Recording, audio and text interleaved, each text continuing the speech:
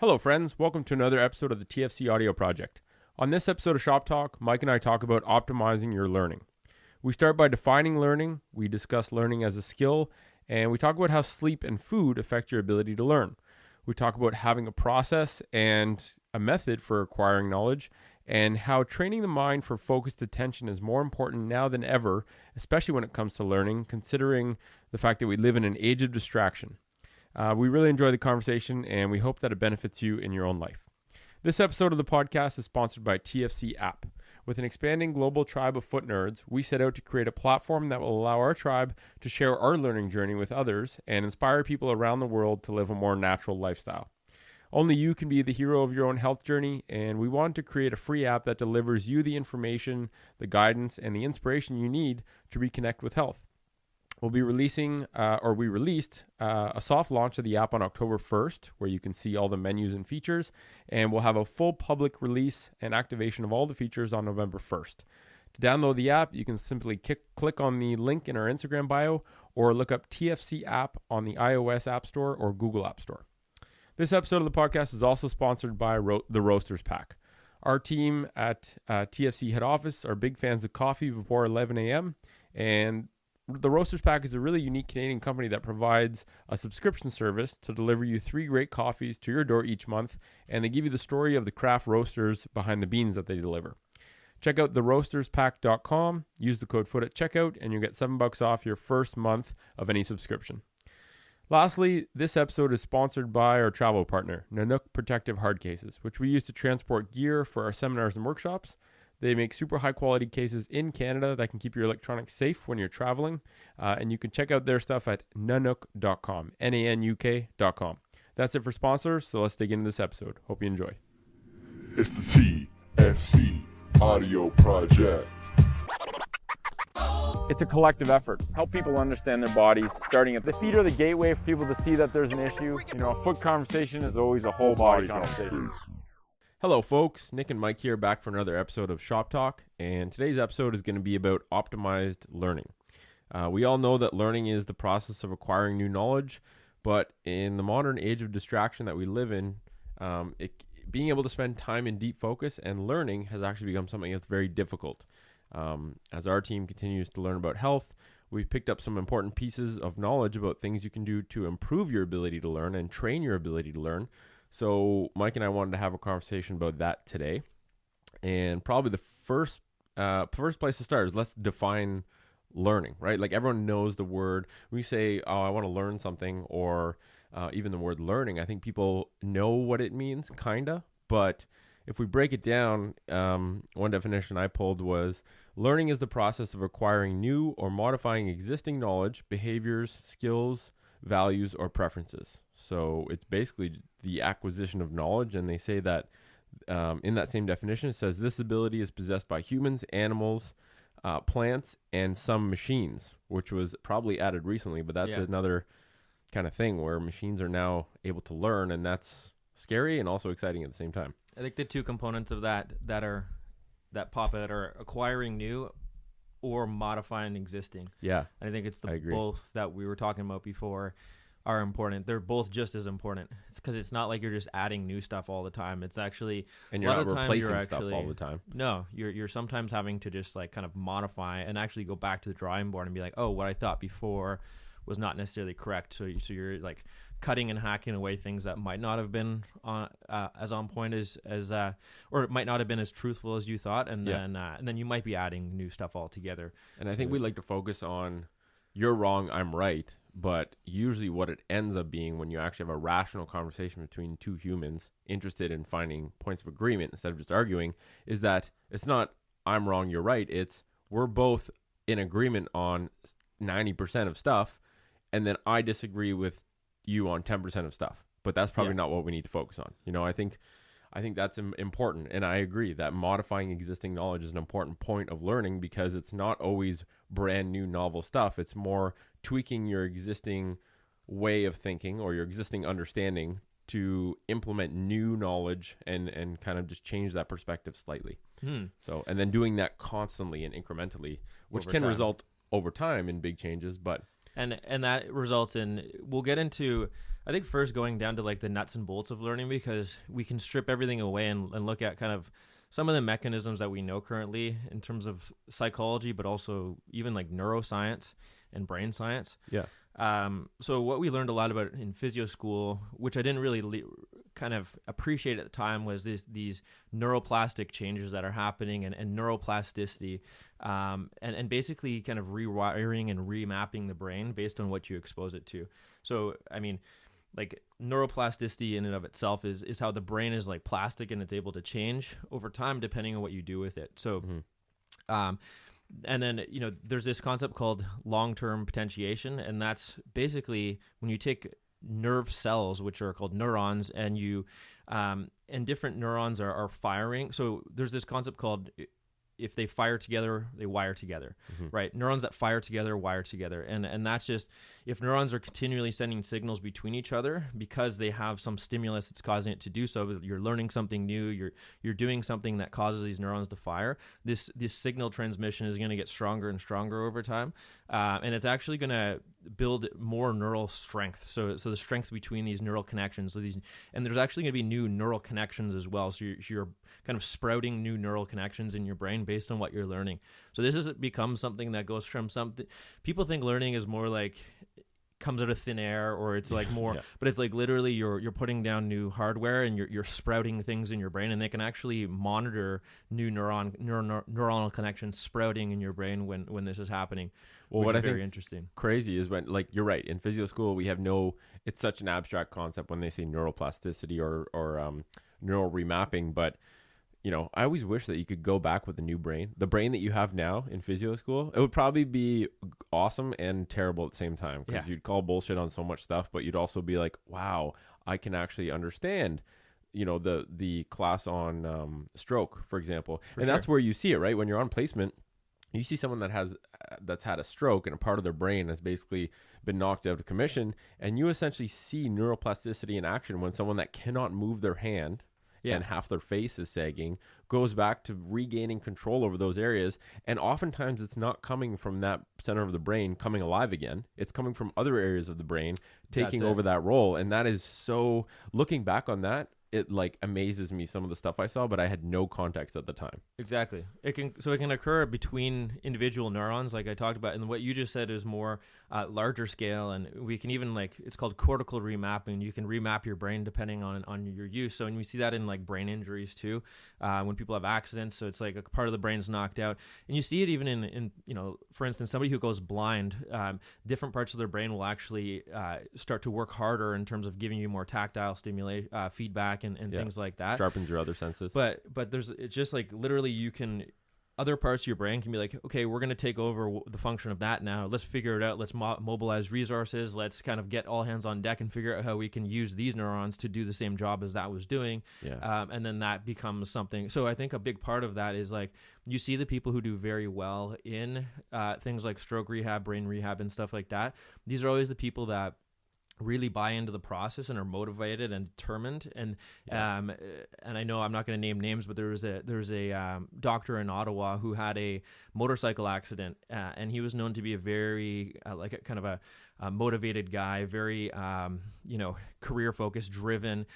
So after he had the brain injury, it was a fairly significant brain injury. He went into the rehab process so hard, and he recovered very, very quickly he went back to teaching. And he went back to teaching, and now he's back into medical practice. Wow. Because he was so driven, and not surgery anymore, but he's back into medical practice, and he's like he's thriving in that. So it's like somebody who has a significant brain injury can just go hard at it, and just, again, he knew the concepts of he knows the mechanism, because he was a neurosurgeon, right? He was a spine surgeon, spine surgeon. Okay, yeah. But so he's a smart understands guy. it. And so it's interesting in that your mindset going into it, and once you know that, having the knowledge of that goes a long way, because it's like, holy shit, you can remodel your brain, and it gives you a sense of hope, right? Yeah. When you're like, okay, I had this big insult to my brain or my spinal cord or whatever it is, but I know what can happen and how much adaptation can happen because I've seen it in patients. I'm going to go hard at this. And he probably literally set the bar really high for what's possible in terms of rehab, in both speed and quality of rehab in terms of regaining function. Very true. Just the fact that he can practice medicine, right? Like, I'm sure he had to go through a lot of learning rings again. a lot of learning basics, but also like he would probably be the one that's harshest on himself to make sure, like, am I actually competent in practicing medicine after this injury? So I'm sure he went through a really rigorous process of being evaluated to make sure he was okay to practice. And the fact that he is means, like, that's insane. For sure. And that's basically called activity dependent plasticity. So depending on what you do with your body, or depending on what behaviors you partake in, or what you expose your body to, or what you learn, you're just going to remodel it according to your liking, which is interesting because it brings it back to, like, you have more control than you think. And that puts more responsibility on us and saying, okay, well, this is a great thing. This is an interesting concept that we have more control than we think we do over what our brain looks like and how we model it. That's insane. So then now it's like, oh shit, we have more responsibility again. That word responsibility. We can't play the helpless card as much as we think we can. Because if we're determined, and if we know even these basic mechanisms of growing new neural connections and learning new things, we can take full advantage of that. And everyone's different. Everyone will have a different start point and a different end goal. But again, everybody can take advantage of the neuroplastic effects of the brain, which is very powerful, I would say. And even like the way you think, right? If you find yourself always having these negative thought patterns, the more you entertain and don't acknowledge those thought patterns or don't work to change them, the deeper they become ingrained, right? Neuroplasticity can work in both ways. It can work to your benefit, or it can work to your detriment. And so I think people understanding that they are in control. Like, I'm doing this Waking Up app with Sam Harris right now, and he's like, you literally control how long you spend in an emotional state. You can train your mind. And I think that's the, one point I wanted to bring up is learning is a skill. And you can train your ability to learn. You can train your brain to be able to focus and process information, just like you can train a muscle to get stronger. But we don't talk about it. Everyone knows, if you go to the gym or you lift weights, your muscles get bigger. Yet we don't talk about the fact that none of us, for the most part, are training our minds. And the mind is actually one of the most powerful tools that you have. Exactly. Even for things like you see like memory champions and things like that, and like guys like Jim Quick who actually coach people on how to learn and consume information very, very quickly. And they all say the same thing, and a lot of them get into it because for the reasons it's not like they were just amazing at it. A lot of them get into it because they actually they consider themselves to have poor memory or poor recall, things like that. So he actually had same thing. They actually called him, I believe, the boy with the broken brain. He was labeled that as a kid. So Jim Quick. And so then he got into it so hard, and he actually became this like learning. He teaches people how to learn now. Wow. So it's interesting because you can do the opposite. But memory champions will tell you the same thing. It's like, no, everybody can do this. And people are like, no, just got to work at it. And they're like, no, everyone can do this. I was shit one day, and I started learning, and then I got good at it. So yeah, Ronnie Coleman wasn't born as a like muscle freak. He worked at it. And the same thing with this guy. It's like, you have to be open-minded that you can improve, and also you have to work. Like, this is one thing that people just don't understand, is the concept of work, is the concept of every day showing up, being disciplined, and doing what you know you need to do to get to your goal. We've just become, I think society in general is just soft, right? Like the path of least resistance seems to be the choice for so many people. Yeah. And, people like Jim Quick stand out, not because he's genetically gifted. In fact, he was, like you said, previously known as the kid with the broken brain. And he just put in the work, and he knew, and, I think to say putting in the work is all that needs to be done is probably not the whole story, because people need to know, number one, that it's possible. Number two, how to essentially put in the work, like what work actually needs to get done. Yeah. And I think that parallel comes with health too, where people in effect know that they can be healthy, or maybe they don't.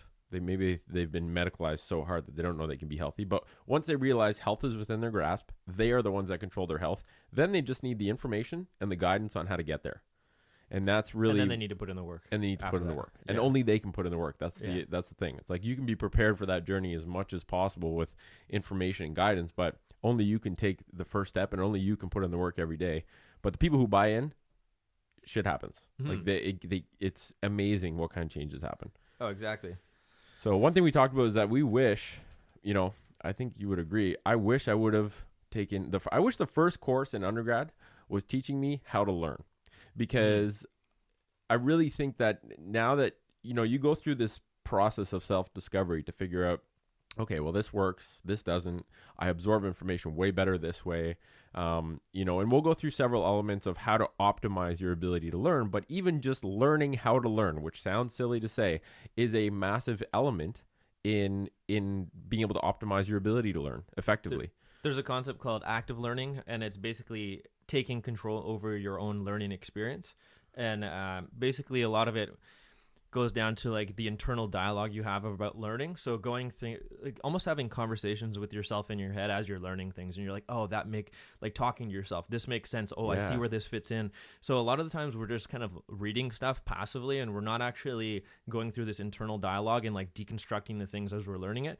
And a lot of times this takes a bit more time. So you can't just like, smash through pages. It's almost like you got to break things down, or, that's where people have people with a highlighter in the book, they'll like, underline something and they'll be like, oh, okay, that makes sense. You almost go into, sometimes, like I found myself doing this more recently, pausing on something and then even almost daydreaming and going through this internal dialogue in my head for like whatever 5-10 minutes, and so not even going further in the book. And then once you've kind of figured out how that fits into your schema, then kind of bringing it back to what you're learning.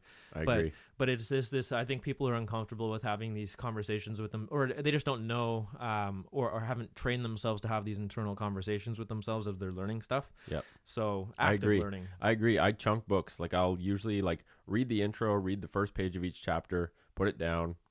Maybe I'll read a little bit of something else, and then I'll go back and I'll read like one chapter and I'll ruminate on it for like sometimes like a couple days or even a week before I even take any notes. I'll just try and think of like, okay, how does this fit into the way I'm currently thinking of things? And how do the beauty about anything health related is that you have your own guinea pig accessible at all times. So not only can you learn the information and process that, you can actually put it into experience and then feel how that information how you respond to that information. Exactly. And I think it's powerful. I think there's different levels of taking in knowledge, because you can just be, I've been in that before where it's like just trying to consume as much information as possible. There's different levels of actually consuming information, and it comes down to like the state that you're in, and whether you're ready to absorb it, whether you're in a present scenario where you're able, because you can just like, you can be looking at words on pages, and you can be going through a book, and you can think that you're learning, and you might still be learning it, but you might be learning. I think there's like multiple different levels of it, because you could read the same line in a different state and get so much more from that line. Yep, I agree. Whereas you still read the line and you could still even recall the line. It's not like you didn't look at the line at all, but that's what's interesting. Or same thing with like quotes. Like people will see quotes all the time, and it's like, okay, that makes sense. But then it's like, are you truly thinking about what that quote means? And then you might see it again and be like, oh, okay, this means something different, because I'm actually going into that active learning approach and thinking about what that means a bit more. Yeah. I like that active learning, having that internal dialogue, because it's something you do. I think like it's something I find myself doing, but I've never actually thought about it in that context, right? Like passive learning versus active learning, actively processing and not rushing through what you're reading just for the sake of crushing pages, but actually being like, am I really thinking about what I'm reading? And like some books just destroy you if you take that approach, because like I remember, I think it was Anti-Fragile by Nassim Taleb. You read one page and you're like, oh my god, I gotta think about this for like a week now. Yeah, like some things are just very heavy, and each sentence, like really good writers, every sentence has so little fat on it that you're like, that is a point that I need to try and process before I even go on to the next one. Yeah, exactly. And anyway, so I have a couple things listed. So and these are all points that can kind of contribute to optimized learning. So implementing a learning process and system, engineering your environment, optimizing your mental function, knowing your limits in terms of your ability to learn in a certain period of time with good focus. And then I want to talk about the myth of multitasking too, because I think this is something that people think you can just multitask and do 100 things at once. But they don't realize that that's not how the brain works. This isn't how physiology works. You're essentially, we'll talk about it after, but essentially multitasking is, if you're doing 4 things at once, you're jumping from thing to thing. You're not doing 4 things at once. And so you're, spreading your energy out, really your neural energy out really thin, and essentially doing 4 things really shitty instead of doing one thing really well. Exactly. And it might, relating it to the active learning, you would not be able to use this internal dialogue and really deconstruct things if you're trying to do 4 things at once. Yes. That's just, like you say, it's just too, you can't do it. So you could you could on paper do 4 things at once, but it's like, how are you actually doing them? That Yeah, matters. you can, and like people legitimately feel like I know someone that claims that she can do so many things at once. And here's the thing, I used to think that too. So it's not, you don't want to be like, well, that's bullshit, but it's like, I don't think you're actually doing things to the level you might want to do them. And sure, if you're doing like very superficial things like consuming entertainment or something while cooking, sure. But if you're actually trying to do deep work and truly learn or be creative and put something down on paper, you cannot do it with distractions. And one really cool thing that I read was in Brian Solis's book, where he talks about how there's some research out there that says basically once you're distracted, it takes you on average 23 minutes to get back to focused work. So, and distracted can literally just mean I just glanced at Instagram for 5 seconds. Yeah. It takes you 23 minutes to reel it back, to truly reel it back into a focused state. Yeah, and I think would like agree with that. people just underestimate the cost of distraction in terms of productivity, right? And I really, we all, half the world lives in cubicles in the Western world and is just struggling to find meaning. So Facebook or Instagram or like messaging their friend is like their outlet to feel, something.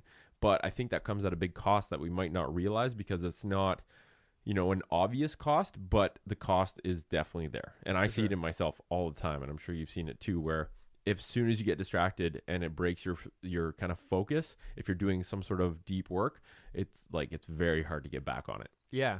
So I think that plays into like where you learn best. So like location and your environment matters a lot. So again, for me, I like to do tasks like if I'm okay with doing tasks that I can that do require a little bit of back and forth. If I'm doing emails and I'm doing so stuff like that, just kind of more superficial work, I don't mind. I actually like working in like a coffee shop, and not a one that's like booming with music and stuff and crazy busy, but somewhere where I'm okay with a little bit of chat going on in the background, that type of thing. And I'm it's kind a of novel environment multitasking. too. You're not in the same place you do work, so I think there's something to be said about that too. Novel environment. So that's the thing. Whereas if I want to go deep in work, I'd want it to be a bit more like just completely quiet, even like secluded.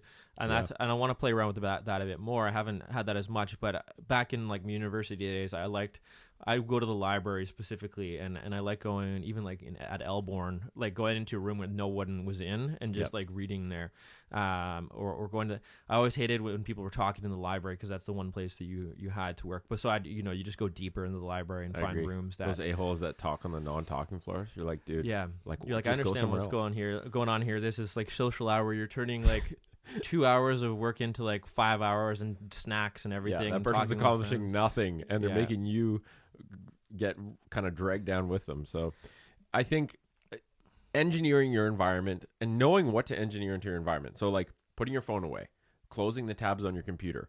I'm starting to use composition books a lot more so that I don't even have to have any technology, and it's just like writing notes and consuming whatever I'm reading. I like going somewhere. So like driving somewhere or walking somewhere. But just like physically going somewhere because you've almost made the decision, like I'm going here to do this. And it's like, you're not just going to show up and be like, okay, I don't feel like doing this, drive home. So exactly. I find that just puts you, it kind of like primes you. And then when you go there and then go to where you go matters, obviously. So going somewhere where that is kind of designed for that, and bringing something, you might bring your computer, you might bring a notebook, but I think that it's weird. It's very like personalized and individualized. Like sometimes you're not getting a good work vibe, and you're like, I just don't feel like I'm. And it might be just the combination of all these factors, but it's like I've learned to just be like, okay, well, let it go. Don't force it. Maybe do some other stuff now, and maybe go to something. Go back to it another time. That's what I was gonna say. Is you have to know when to call it, right? Like if you're trying to get in that focus state and it's just not working, and a lot of times I look back in those times and I'm like, I didn't sleep very well last night, or I ate something shitty a couple hours ago, so it's making me only think of food. So I really think that if people take this perspective of looking back and finding out, okay, what is stopping me? Do I have a cluttered mind right now? And it's really hard to get into that state. I think people can kind of realize what works best for them and how they get into that specific state. So that's learning too. So learning exactly how you learn best, what works learning best. where you learn best. Learning what things in your environment make you learn better or make you learn worse or make you, again, the focus and attention, which is the biggest factor in learning. I things that affect that positively or negatively, learning from those, taking advantage of those, cutting out things that hinder you. So yeah, and even that's a big knowing, part of it. learning what time of day. Like for me, the morning is the sweet spot, and and also understanding like how do you learn best. Like I've realized that from 60 to 90 minutes, I can focus directly, but past that, see you later. It just doesn't work. Past 90 minutes, I don't even try, right? I don't even try and fight it and prolong a session of work. After 90 minutes of good focused work, which probably gets done more than I got done in like 3 hours before I realized the value of distraction-free deep work. That's powerful, knowing what your limits are. People have weird and again, like the student mindset in all this is like, let's go, just cram everything and try to cram as much as possible. Let's go to the library. I'm going to spend all day. Like you hear that all the time. I'm going to spend all day at the library today. But if it's almost like, if they knew, if you, like you said, just something, I think even at a younger age, just like learning how, just teaching on that and basically showing kids how, concepts and strategies for maybe learning. And it's not like this guilty feeling. I would feel weird all the time back in university, but I kind of got at the end of university, I got over it a little bit because I realized that was actually helping me. Whereas like it would be the night before the exam or a couple days before, and I'd still be going to the gym and I'd be doing the things I wanted to do too. I'd still, whatever. I'd go play intramurals or something. And then it's like your classmates would be like, whoa, you're going to the gym? Like this week is like, like cram week. And it's like, it was almost like I was feeling guilty for still going to the gym, still like cooking meals myself and like things like that.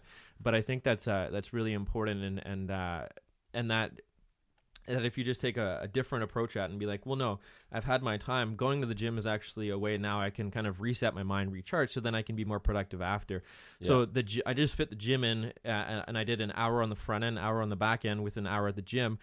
So that was 3 hours. I probably got 2 productive hours in. You were at the library for 3 hours, and you probably only got 1 productive hour in. Exactly. And you were there for 3 hours physically, but again, what were you doing? Marco would go to the library for 8 hours, and you knew, he was like, I spent 8 hours in the library last night, and it's like, you probably got 30 minutes worth of work done, bro. Once you study with these people, you're like, oh, this is what happens. Okay, I don't feel bad anymore because this is what's happening. Yeah. And, I can't even study with you because you just talk and tell me shit about Facebook the whole time. I understand how things work. So you're right. It's really about efficiency and optimizing your time and valuing not just time spent learning, but like focused, intense time that's actually productive, right? Like what's your productive to non-productive ratio of time spent learning? And I think for a lot of people, and myself included, several years ago, I didn't even know that ratio existed. I thought like, okay, if I sit down and I read something, and I think we've all done this, where you're reading a page and you're like, I don't even know what I just read. Yeah. I need to read it again. And then you read it again and you're like, oh my God, I just got 10% of that. This is like, your brain is telling you are not in a state primed for learning. You didn't, your memory, and we can talk about sleep in a sec and how that affects memory. But, if you're sitting down static for hours on end, the lack of movement alone will stop your brain from being in a primed state for learning. Mm-hmm. Like movement is a powerful tool to leverage in 2 respects. Number one, if you're able to move slightly while you're learning, like doing it in standing or having position variety. But number 2, as a break to either, take a break from an intense focus session, or to actually stimulate like jumping on the beam is something I love to do whenever I'm hit a roadblock in learning or doing work, because it makes you get sucked into the present moment and not think about what you were just doing, but it also can trigger a flow state, which can open up a bunch of creativity that you didn't have access to. Mm-hmm. So I think movement as a tool and even can exercise, be powerful. Taking it a step further, for getting the blood flowing and ramping up, that there's like the phenomenon of exercise-induced neurogenesis is super real and super studied, and it releases neurotropic factors like BDNF, which is like they call it the miracle grow of the brain, IGF-1, VEGF. So these are just like factors that basically help your neurons make better connections. It's just like they help these neural connections to form, and multiple studies have shown that just with different populations. I actually looked into like the adult 60-year-old plus populations, and they've shown that like exercise really helps with cognitive function. There's a systematic review on that. Physical activity shown to increase gray matter volume in adulthood. But then in the kids research is crazy. So like if you get John Ratty, that book Spark. So it actually is a good tool to help you learn from a variety of different standpoints, the creativity, what it does to all these factors in your brain, and it helps you actually lay down these connections better too. So yeah, and the ability to focus too. Like healthy children fidget and are like, they always want to move. That's because a natural human child is supposed to be moving. If you make them sit in a chair and learn boring shit, they're going to be disruptive, and like that's not a sign that they have some sort of disease. It's a sign they're a normal kid, and that you're putting them in the wrong environment for them to learn. And that's the hint, right? If everyone has got ADD features, well, maybe it's the environment that's the problem, not every single kid. And that brings up the point of like, we are forcing people to learn things, and like the point of like being an autodidactic, which is like a self learner, is very key. And I think a lot of people haven't found a true love for learning because their experience with what learning means to them is negative. It's forced. Yeah. It's almost like their experience with what learning is like being in school, which having like 90% of the information they weren't interested in crammed down their throat. Yeah. So if you pick it up and kind of develop a different relationship with what learning is, and be like, okay, well, I want to learn things that I'm interested in and that will help me, and that just like for the intrinsic value of learning, that's why I want to learn. So I'm going to learn, and you can realize like, oh, it's cool to learn different things. Like everybody, even people who wouldn't consider themselves like learners, if you say a cool fact to somebody, it's so common. People be like, oh, that's interesting, like cool, and then they'll tell it to their friends. It's like, that's learning too. You just learned like a random fact about the world. So kind of taking that mindset and learning different random facts even, and then spinning that into whatever you want to help you. Because I think just the more you know about reality, then the more it can help you out, and the more it can kind of fit into your schema of what the world is, and how you can get through this world, and how you can be kind of like healthy and have good well-being. So I agree. So that's probably the base fundamental of optimizing your learning. It's very different to learn shit you are being told you have to learn versus learning stuff that you want to learn. Exactly. And probably the biggest way to optimize your learning is learn things you want to learn. It seems silly to say. Learning is fun. When you're learning, when you have a new book in front of you, you're like, this is amazing, right? And then I think you hear different stories of people when they, people like Yuval Harari, his style of reading is like jump from book to book, because it's like, as soon as it loses my interest a little bit, don't feel bad about going to a different book. Okay, my interest is back. And exactly. I do that automatically. It just, and like people think that that's scattering your attention, but it's allowing you to consume and process information of different types at the same time, instead of just trying to drown your brain in one type of information. So I don't read every single book cover to cover, which is why I look like an ADD freak when it comes to books and have books everywhere. But it's also like, I know where I am in each one. I know the stage that I'm working on of processing that information on each one. Some of them is just a cursory look. Some of them is actually taking notes. But I think that's the sign of a good book. When I do read a book cover to cover, I'm very impressed. And I because I know that that's hard for the author to keep somebody's attention. So it's just something that I consider a really you crush good book. Books on planes when we travel, and basically you've just learned that the plane, when you're in an undistracted environment, you have to be there anyway.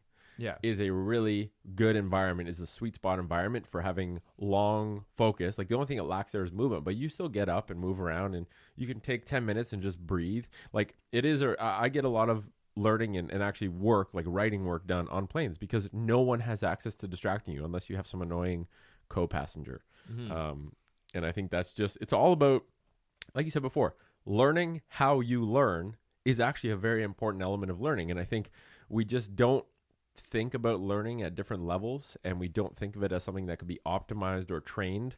But your ability to focus on something, like I think a lot of people that are in their 20s right now would find it extremely difficult to read a book for an hour straight without checking their phone, without getting distracted. And that is like, we've essentially detrained our focus with these, because we've turned attention into a currency, right? Like in the past 10 years, attention has become a currency where companies can now profit from your attention, right? By advertising specific things to you. And so once you monetize attention, you create an environment where it's very profitable to try and steal people's attention and use strategies like slot machine algorithms to essentially hack your brain's cognitive wiring to steal your attention. And so I think now it's like, if you're not informed about training your attention and training your mind, you are by default probably going to be a person with a very cluttered mind and inability to focus. So I think learning about learning is more important now than ever. You have to get ahead of it. You have to get ahead of all that stuff you just talked about in order to get by. Yeah. Or else you're kind of more like, I'd say, a victim to it, and that's not a good place to be. Yeah. And I think we always talk about habits are a factor of your environment. If you know how to engineer your environment for learning, and you know what goes into optimizing your learning, then you prepare yourself much better to be able to actually, consume. And because being able to, if you're an efficient learner, it's very powerful, especially if you combine efficient learning with a sense of purpose and a desire to learn about a topic, like that's a superhuman ability. Oh, for sure. Right? That few have, but is crazy powerful.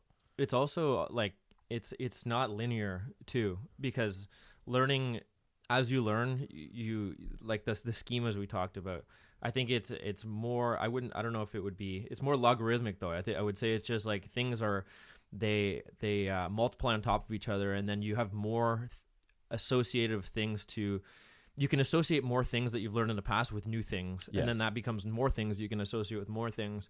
So I think that it's like a ripple effect that happens. When you start this process, you get better and better at it. And then you get better at doing those associations, and then everything just spirals from there.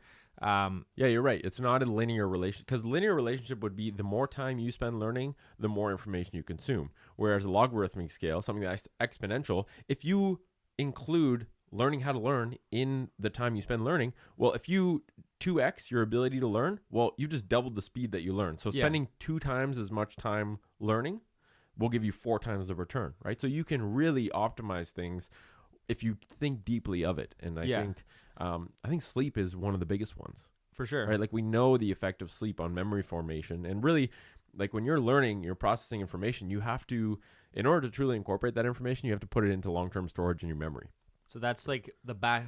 It's important on the front end and the back end. Like you say, on the back end, in order to consolidate this stuff, you need good sleep. But on the front end, it's more of an attention and focus game. Yep. So you can't even learn it in the first place because you don't have that attention to do so. So you're kind of screwed on both directions. 100%. And Matthew Walker makes the most beautiful, simple analogy. I think most people can relate to a jump drive, like a quick storage device, and then like a portable hard drive, which is a long-term storage. So when you learn something, you're filling up your short-term storage.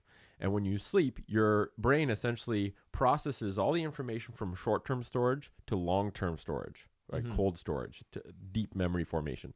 So if you don't sleep, 2 things happen. Number 1, you don't actually take the short-term storage and put it into long-term storage. So you don't actually put things into long-term memory. But at the same time, if you don't sleep well, and not just not sleep at all, but don't get quality sleep or enough sleep, then the next day you're actually starting the day with a full jump drive. So you don't have any room to put in new information, and you weren't even able to take the information that's on that portable hard drive and put it into long-term storage. So you're screwed both ways. And I think sleep is like, you want to talk about bottom of the pyramid. Yeah, you can learn how you learn best and optimize your environment. But if you're not sleeping well, then you're not even preparing yourself to be able to to optimize your learning. So it's important. No, exactly. And we didn't know that in school. That was another big thing. No, that goes like totally against what the student mindset is just like stay up all night and try to learn. Exactly. So it's like spinning your wheels when you're trying to learn, which, I think there's big problems with that. Well, I just remember like showing up for exams and people show up with bags under their eyes. They look like ghosts. You're like, oh, you had a rough night. It's like, yeah, I was trying to learn this last little bit. And it's like, well, you probably could have just not consumed 6 hours worth of stuff and spent that time sleeping and actually done way better on this exam. Yeah. And you feel it. I think we intuitively felt it, but we didn't actually know the science behind it until kind of now. Yeah, it's interesting. And it's like everyone gets upset when, and I do agree, like it's not ideal when your exams are like I would hate when they would put like 2 in one day and then like 1 the next like, Yeah. and then It's a test. your friend it's a test would to see how well you can get shit done. I no, think. exactly. But then like your friend in the same program, the way they put their courses in would have them spaced out by like 3 days each, and you'd be like, Yeah. like I would have done better if I just had a different schedule. Yeah, I know. But at the same Silliness of time, exams. at the same time, though, I think that if you took a different approach and be like, well, I'm going to learn, like, prepare in the background and make sure by the time the exam comes, these are just the days to. So that's more like sleep time and making sure my energy is there, and everything that I learned before that is now you're able to get it out. So just approaching it differently and saying that even though that might be to your disadvantage, but you can get by because if you have a different strategy for learning. Yep. So, and I think like even another topic of learning is like using drugs, right? And by drugs, we don't mean like crazy drugs. I think a lot of people are using like ADHD or ADD medications, but the 2 drugs that that we can mention are coffee, which I enjoy coffee. I have a couple coffees in the morning. I have an 11 a.m. deadline where beyond that I don't drink coffee because it's got a 7-hour half-life and it can disrupt your sleep. But coffee can be a good enhancer for learning because it's a stimulant, right? It like helps switch your brain on. As long as you're not using it as a crutch, right? If you're sleep deprived and you're covering it up with coffee, well, that's not a very good use of coffee as a learning tool. and then there's a dose that it becomes, I think, too much too. So you get a little too wired, and if you have a little too much, so there's like a fine, It's like a bell sweet curve spot kind of. for dosage, where you become like jittery and almost unfocused after that. I find for myself. So I agree. yeah, it's kind of that middle ground. And then the other drug is cannabis, right? We live in Canada. This is a legal drug, just as legal as alcohol or coffee. And I think especially for this, it's very hard to read stuff if you consume cannabis. But I find for both movement and things like a podcast where you're listening to something and you're moving, super powerful to just think about things from a different perspective or give you this influx of creative thinking from the different mindset you're in. So I think those two, Learning how to think more creatively. Yeah. What are your Learning how thoughts to on that? associate different things. Yeah, it's good. Like I would say, it would be good for like associating different ideas. So maybe your levels of associative learning go up because you're seeing different connections between different concepts in ways that you True. didn't see before. So, but like you say, that's different from maybe consuming information. So, like good for some things, again, maybe not so good for other things. But again, it can be a tool that you could use to help you be a bit more productive in this process. And you have to, they're just like anything else. You have to learn how best you use the tool, right? Like saying these big sweeping comments like, oh, do this and you'll get better at learning. It's like, doesn't work that way No. because everyone's brain is different. Everyone's at a different level in terms of their ability to hold their attention, in terms of how they learn best, what works best for them.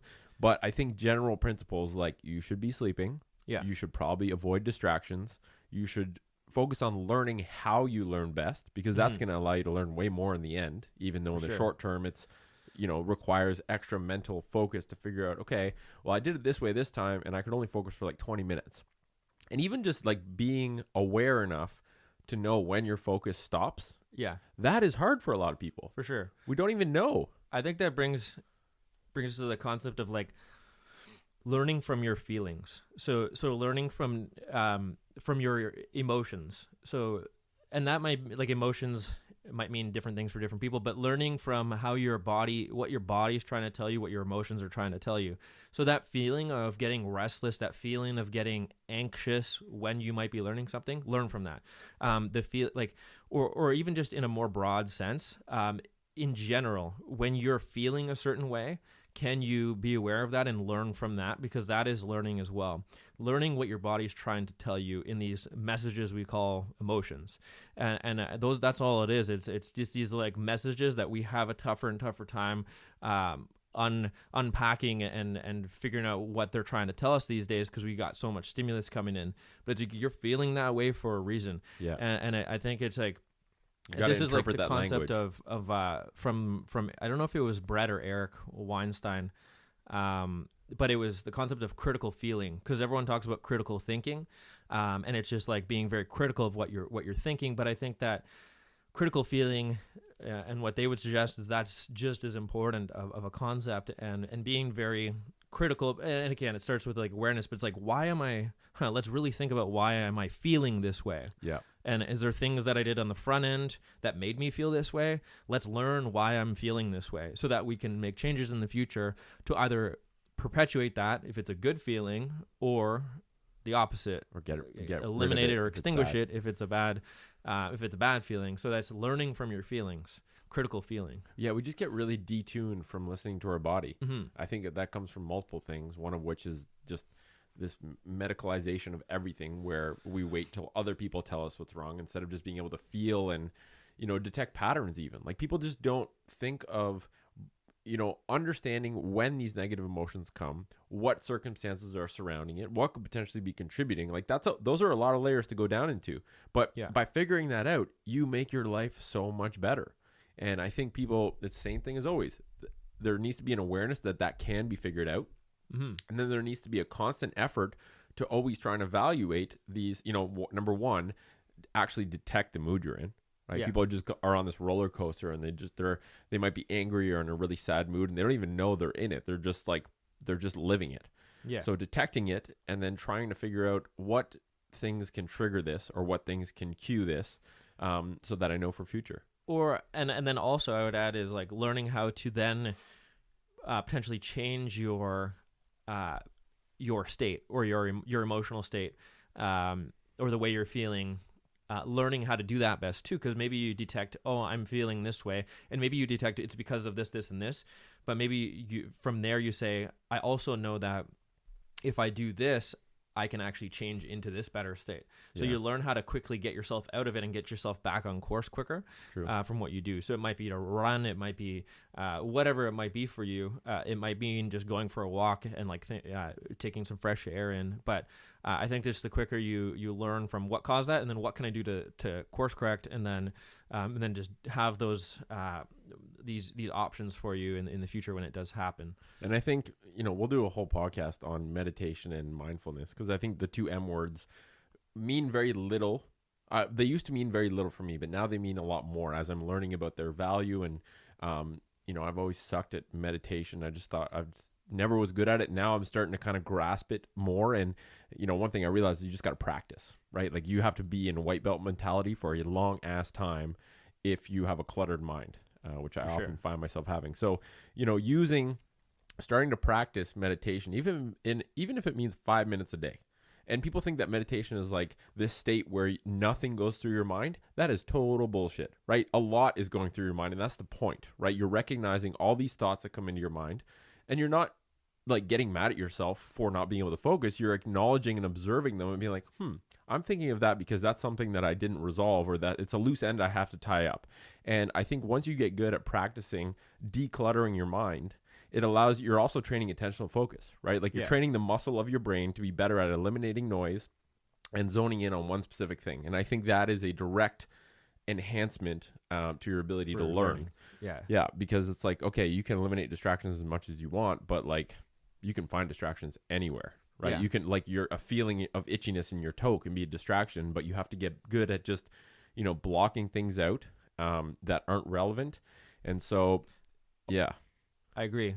That's huge, and that should be a topic that we cover. We'll write that on the roster, because like I said, I'm trying the Waking Up app by Sam Harris, and it's like so powerful how he words meditation, and he really does a good job at wording it in a way that makes it not intimidating, because I think it's an intimidating word for a lot of people, and they might have tried it, kind of half-assed it. I know I half-assed it like on multiple occasions where I made a commitment and I'm just like, oh, I suck at this, and I just didn't want to do it.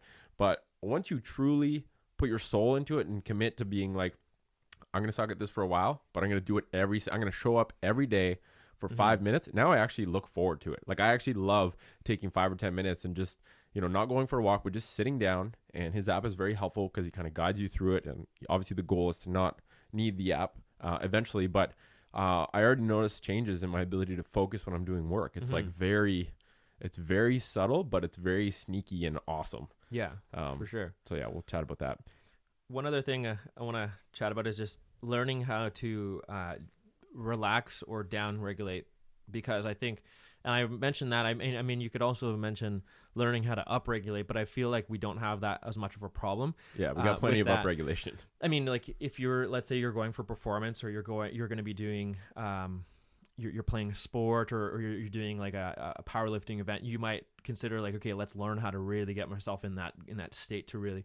But at the same time, I think most people need to learn more how to relax and how to down regulate, and it is a learning process as well. So you need to like, it's all the things we talked about play into it. The conditions, the environment you're in, learning how to feel what you're feeling, learning how to use your breath and things like that, learning how to recognize when you are getting yourself into more relaxed state, and then taking advantage of it. Because I think we're all too often just in too much of an upregulated state, and we need to learn how to calm our bodies down, because that's where the rest and digest, that's where the repair happens, and that's where I think we're just in this like burnout mode, a lot of us in Western society, and we don't realize it. So very, very important. And it's hard to learn how to shut yourself down, really get into nice relaxed state, and do that regularly, and be able to get better and better at producing it when you want. So, and I think people feel guilty, feel like they're supposed to be doing stuff, so they don't want to take the time. But what you eventually realize, whether it's from someone else or just self-realize, is that without doing the down regulation part, you actually inhibit yourself from being productive in the part where you are working. Yeah. So it's like whether you learn by experience or you just learn from hearing it from someone else. I think everyone learns that at some point. You can't redline your mind and your body infinitely without consequences, and it's better to figure out how to downregulate before you hit the wall or hit catastrophic, collapse of just, the total inability to focus. So yeah, anyway, we hope that, the big take homes are learning how to learn is important and will actually exponentially increase your ability to learn if you just find how best you learn, whether that's the place, the environment, making sure you sleep. The brain has this inherent neuroplasticity that is immensely powerful, and the ability to learn follows that. Making, like we talked about, sleep, the environment, eliminating distractions, using movement as a way to enhance your ability to learn, and just not ascribing to the myth of multitasking where you do a bunch of things at once, because really the brain doesn't work that way. And being able to do deep work can really be extremely satisfying, and is something very few of us are able to get into in the age of distraction. So hopefully some of this stuff is able to help you in your own life, and we'll catch you next week.